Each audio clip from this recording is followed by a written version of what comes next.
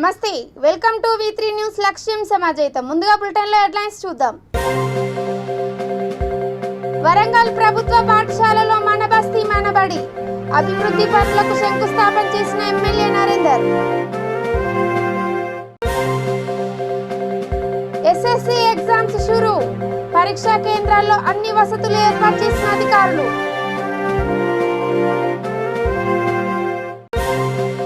నూతన కాలనీలకు మిషన్ భగీరథ నీళ్లు పటాన్ చెరువు ఎమ్మెల్యే గూడెం మహిపాల్ రెడ్డి వెల్లడి.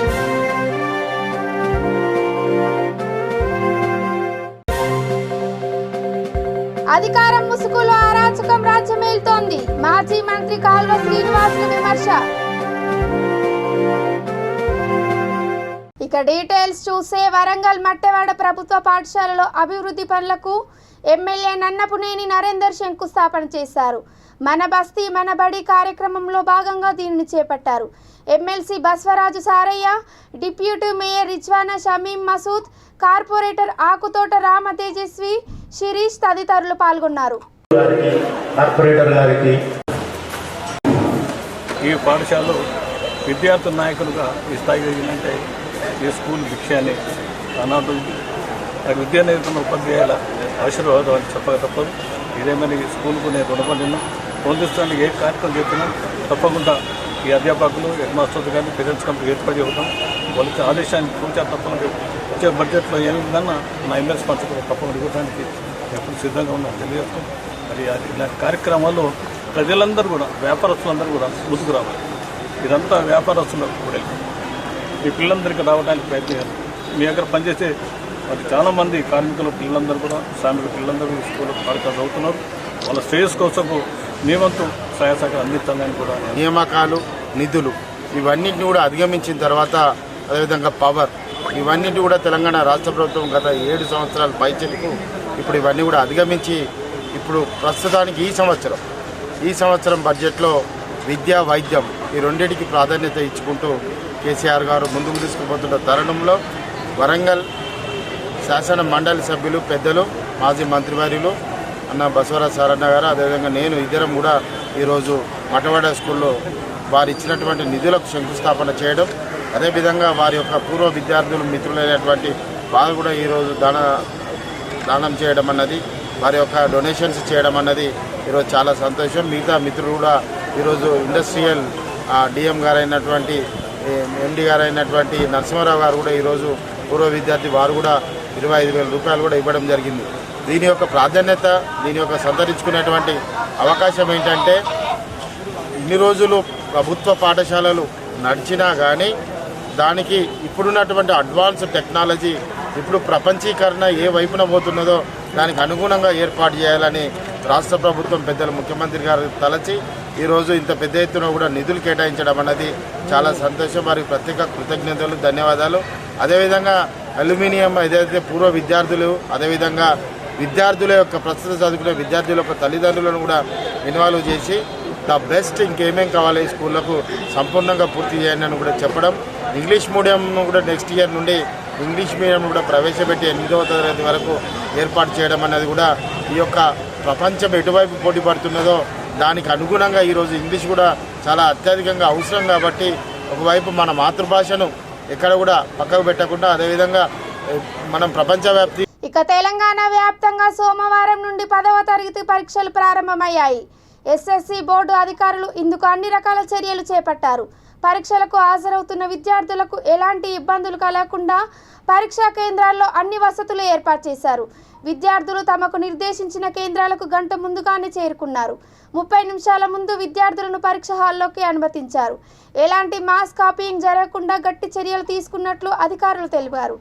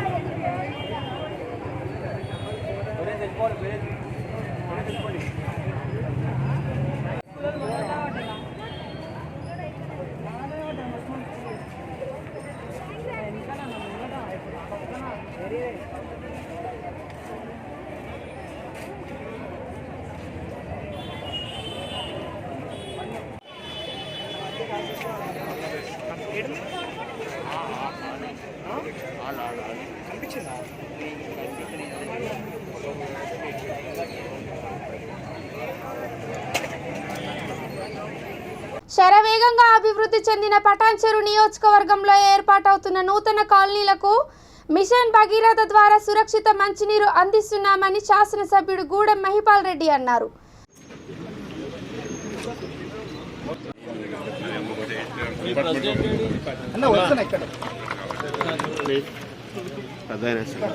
అన్నిటికీ second phase mission Bhagiratha pipe line ఇంటింటికి మంచినీళ్ళ వాటర్ ఇవ్వాలనే ఆలోచనతో ప్రభుత్వం నిశ్చయించుకున్న ప్రకారంగా ఇది పటాన్చెరు నియోజకవర్గంలో అమీన్పూర్ కానీ, బొల్లారం కానీ, పటాన్చెరు టౌన్ కానీ, రామచంద్రాపురం డివిజన్లో ఎంఐజీ కానీ, హెచ్ఐజీ కానీ, తెల్లాపూర్ కానీ 250 కోట్లతోటి సెకండ్ ఫేజ్లో balance pipe line water pipe line అంతా క్లియర్ చేసుకొని అందరికీ ప్రతి కాలనీకి వాటర్ అందియాలి, ప్రతి గ్రామానికి వాటర్ అందియాలనే ఆలోచనతో ఈరోజు మ్యాక్సిమంగా అమీన్పూర్, బొల్లారంలో 50% అబోవ్ వర్క్ కంప్లీట్ అయ్యి కాలనీలన్నీ పైప్ లైన్ విస్తరింపజేయడం జరిగింది. ఇప్పుడు గ్రేటర్ హైదరాబాద్లో ఈరోజు సింఫోనీ, నందన్పేట్, సాయి గణేష్ కాలనీలకు ఇంచుమించు అక్కడ ఆల్వేన్ రిజర్వాయర్కి వెళ్ళి ఆల్వేన్ ఆర్చ్ను వేసుకోవడం, నేషనల్ హైవేకి వెళ్ళి సపరేట్గా లైన్ వేసుకురావడం జరుగుతూ ఉన్నది.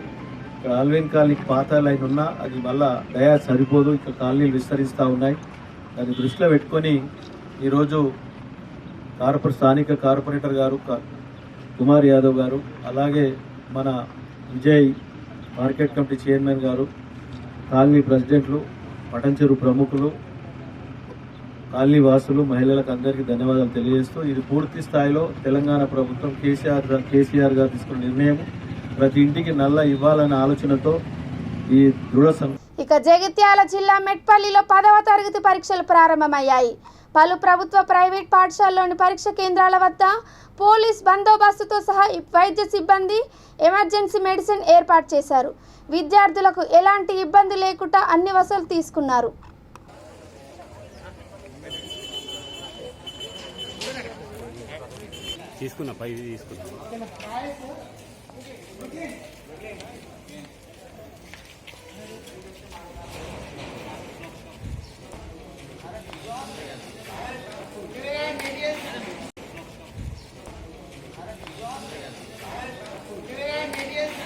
కాకినాడ ఎమ్మెల్సీ అనంతబాబు డ్రైవర్ సుబ్రహ్మణ్యం ఆత్మకు శాంతి చేకూరాలని క్యాండిల్ ర్యాలీకి మాజీ మంత్రి కాలువ శ్రీనివాసులు పిలుపునిచ్చారు. అయితే ర్యాలీకి అనుమతి లేదని అనంతపురం 2 టౌన్ పోలీసులు ఆయనతో పాటు తెలుగుదేశం పార్టీ నాయకులు, కార్యకర్తలను అరెస్ట్ చేశారు.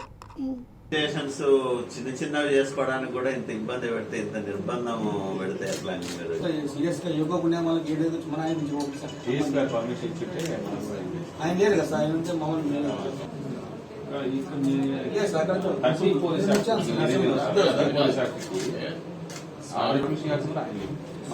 మనకు అనుకుంటుంది ఇన్స్పెక్టర్కి పవర్స్ ఉంటుంది 30 పోలీస్ యాక్ట్ వన్స్ ఇంప్లిమెంట్ చేసిన తర్వాత 365 రోజులు ఉంటుంది. అదేం 30 యాక్ట్ కావడం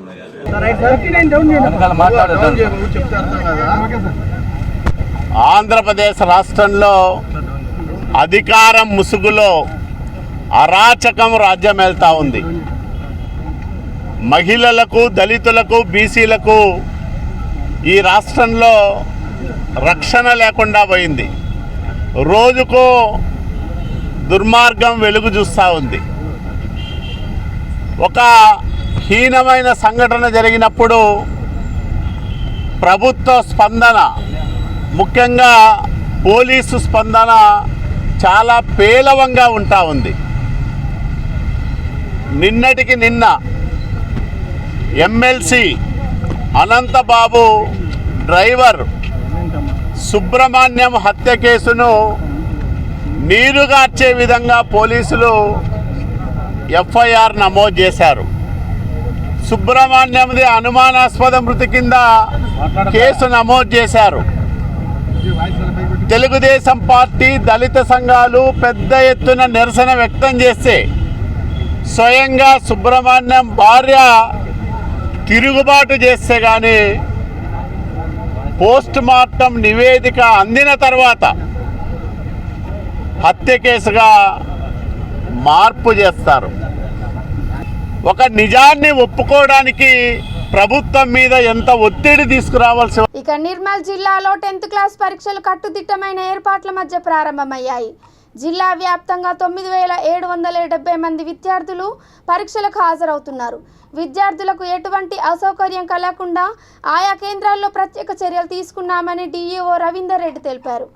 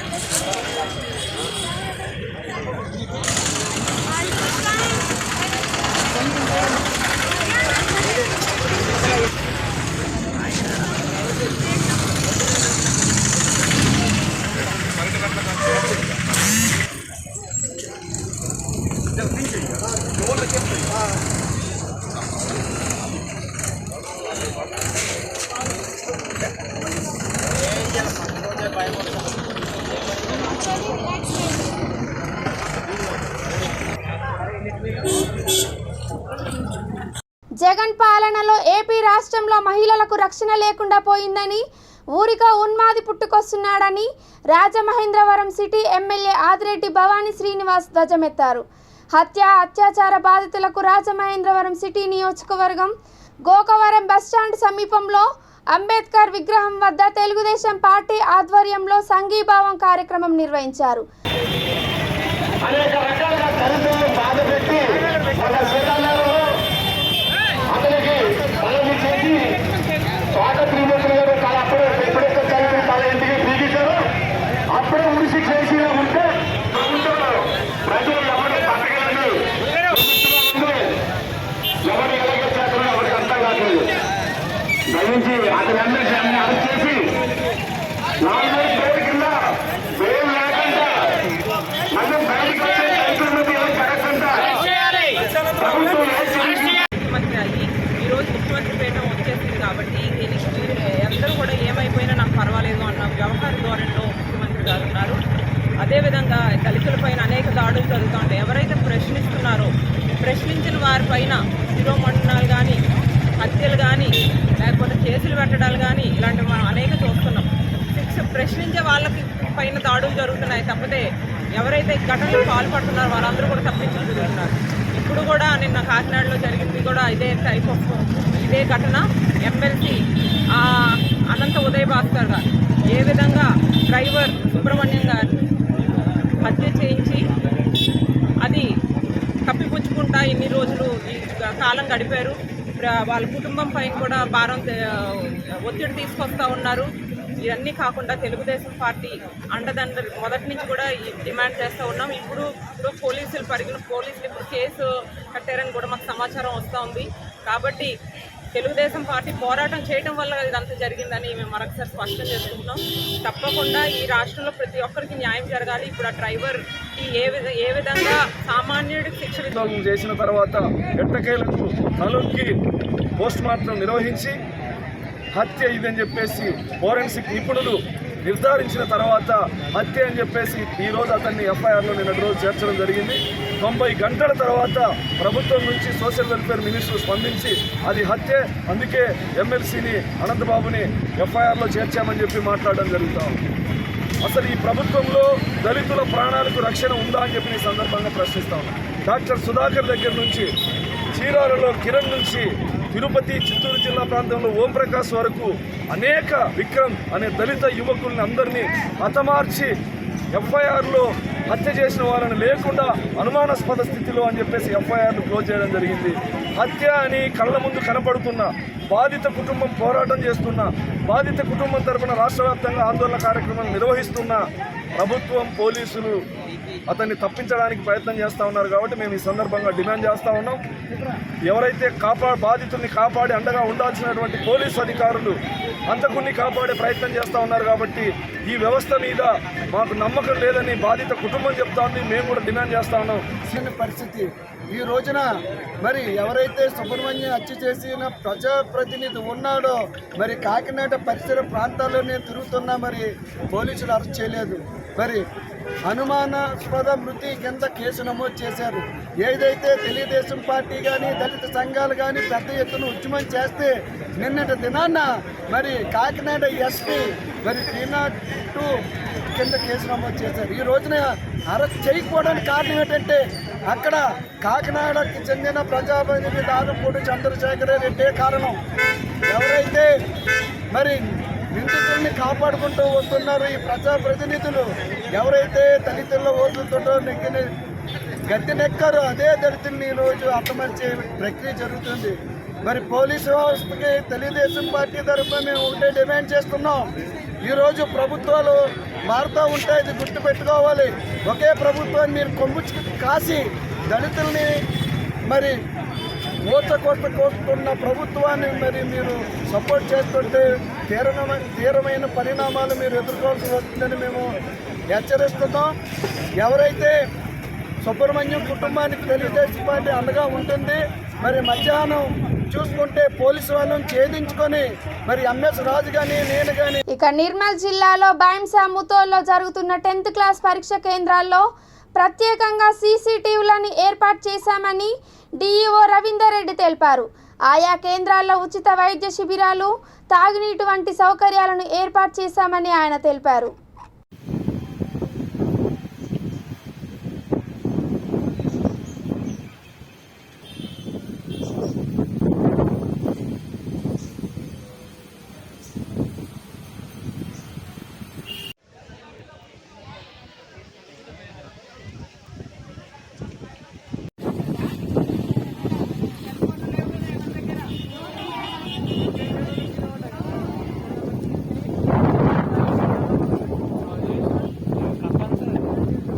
సంగారెడ్డి జిల్లా పటాన్చెరు నియోజకవర్గంలో 10వ తరగతి పరీక్షలు ప్రారంభమయ్యాయి. ఆయా కేంద్రాల్లో విద్యార్థులకు ఎలాంటి ఇబ్బందులు కలగకుండా అన్ని వసతులు ఏర్పాటు చేశామని అధికారులు తెలిపారు. క్షుణ్ణంగా పరిశీలించి 30 నిమిషాల ముందు పరీక్ష కేంద్రాల్లోకి విద్యార్థులను అనుమతించారు. ఎలాంటి మాస్ కాపీయింగ్కు ఆస్కారం లేకుండా పటిష్ట చర్యలు తీసుకున్నట్లు తెలిపారు.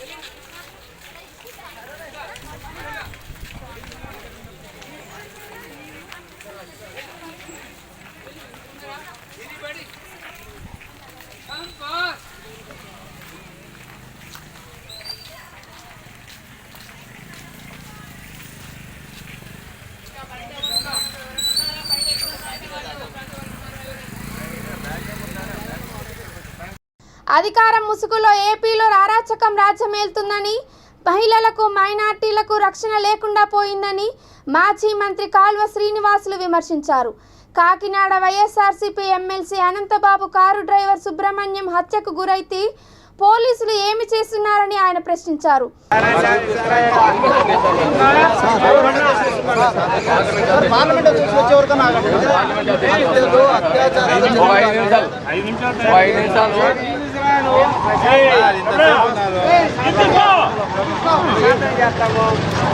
అనంత ఉదయ్ భాస్కర్ ని అరెస్ట్ చేయాలి. అనంత ఉదయ్ భాస్కర్ ని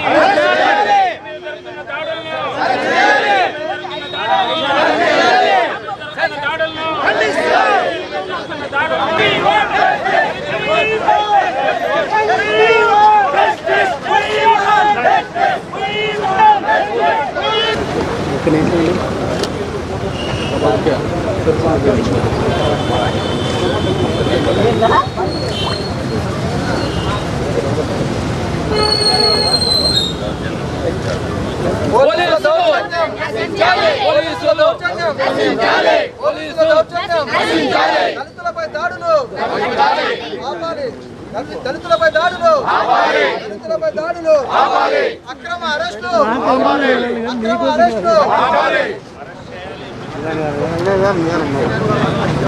ఓకే సార్. సురేంద్ర డౌన్ బాబు, డౌన్ చేయ బాబు, చెప్తే అర్థం కదా. ఆంధ్రప్రదేశ్ రాష్ట్రంలో అధికారం ముసుగులో అరాచకం రాజ్యమేల్తా ఉంది. మహిళల ఇక బులెటిన్ ముగించే ముందు హెడ్లైన్స్ మరోసారి. వరంగల్ ప్రభుత్వ పాఠశాలలో మన బస్తీ మనబడి అభివృద్ధి పనులకు శంకుస్థాపన చేసిన ఎమ్మెల్యే నరేందర్. ఎస్ఎస్సి ఎగ్జామ్స్ షురూ, పరీక్షా కేంద్రాల్లో అన్ని వసతులు ఏర్పాటు చేసిన అధికారులు.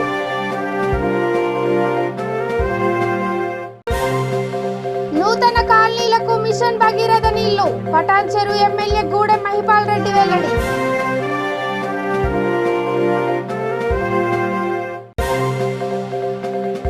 అధికారం ముసుగులో అరాచకం రాజ్యమేలుతోంది, మాజీ మంత్రి కాల్వ శ్రీనివాసులు విమర్శ.